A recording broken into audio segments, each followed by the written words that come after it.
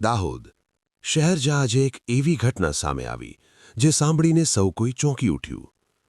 ખરોડ વિસ્તારમાં રહેતો 26 વર્ષીય યુવક રાહુલ સંગોડ મિત્રો સાથે રસ્તે જઈ રહ્યો હતો ત્યારે અચાનક એક બોલેરો ગાડી આવી। 3 અજાણ્યા ઈસમો ઉતર્યા અને રાહુલને જબરદસ્તી ગાડીમાં ઘસેડી ફરાર થઈ ગયા। આ ઘટનાથી આખા વિસ્તારમાં દહેશત ફેલાઈ ગઈ।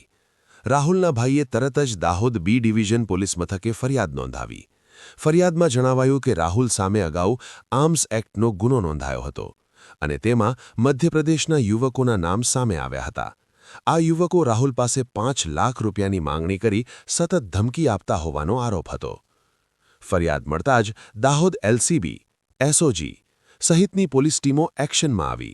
મોબાઈલ લોકેશન, ટેકનિકલ સર્વેલન્સ અને ગુપ્ત માહિતીના આધારે માત્ર ગણતરીના કલાકોમાં મધ્યપ્રદેશના કઠીવાડા પરથી રાહુલને સલામત મુક્ત કરાવ્યો। સાથે જ અપહરણ કરનાર 3 યુવકોની ધરપકડ કરી। પરંતુ અહીં આવ્યો સૌથી મોટો ટ્વિસ્ટ। પોલીસ તપાસમાં ખુલાસો થયો કે રાહુલ સંગોડે જ પોતાના ભાઈ પાસેથી પૈસા પડાવવા માટે અમિત બારિયા, કેશવભાઈ કનેસ અને બબલુ ગણાવા સાથે મળી પોતાનું જ અપહરણ કરાવ્યું હતું। અર્થાત શિકાર પણ પોતે અને સાજિશકાર પણ પોતે। પોલીસે રાહુલ સહિત 4 આરોપીઓની ધરપકડ કરી આગળની કાર્યવાહી હાથ ધરી છે। આ ઘટના એક મોટો સવાલ ઊભો કરે છે, પૈસાની લાલચે માનવી કેટલી હદ સુધી જઈ શકે?